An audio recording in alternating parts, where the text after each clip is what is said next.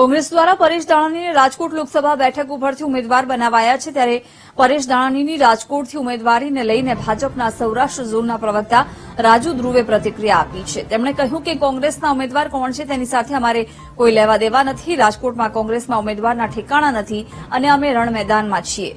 અહીંનો ઉમેદવાર આવે કે કોઈ પણ આવે, અમારે કાંઈ લેવા દેવા નથી. અમે 5 લાખ મતોથી જીતીશું.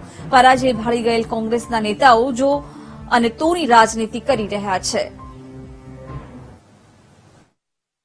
લોકશાહીના ચૂંટણીના રણ મેદાનમાં કોંગ્રેસ કોઈ પણ વ્યક્તિ નથી આવે. પરાજય એમનો નિશ્ચિત છે. એમનું રાષ્ટ્રીય નેતૃત્વ પણ આવે. કહી શકીએ કે અનેકવાર દર્શને આવતા હોય છે, ભલે ચૂંટણી લડવા પણ આવે. પરાજય એમનો ડંકાની ચોટ ઉપર નિશ્ચિત છે.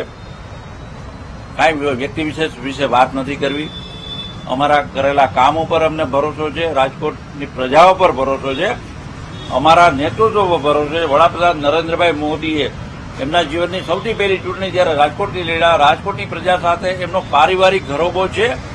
આવા નરેન્દ્રભાઈ જયારે દેશના લોકલાડીલા વડાપ્રધાન હોય, વિશ્વના સર્વાધિક લોકપ્રિય પ્રશાસક હોય, નેતા હોય, ત્યારે ગુજરાતની પ્રજાએ નક્કી જ કર્યું છે 26 બેઠકો નરેન્દ્રભાઈની જોડીમાં આપી.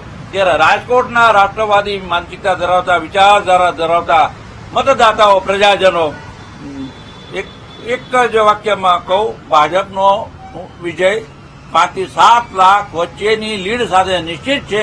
કોંગ્રેસનું કોઈ પણ નેતા આવે એમનો પરાજય નિશ્ચિત છે. એમને જે કાંઈ નામો નક્કી કરે, જો અને તોની રાજનીતિ ચાલે છે. ઉમેદવારો સૌરાષ્ટ્રમાં નિશ્ચિત કરવામાં બહુ કઠણાઈઓ પડે છે. રાજકોટમાં જ આ જ પરિસ્થિતિ છે. ત્યારે મને લાગે છે કે પરાજય ભાળી ગયેલા કોંગ્રેસના આગેવાનો હજી સુધી નામ નક્કી નથી કરી શક્યા. ત્યારે જો અને તોની રાજનીતિ ચલાવી રહ્યા છે.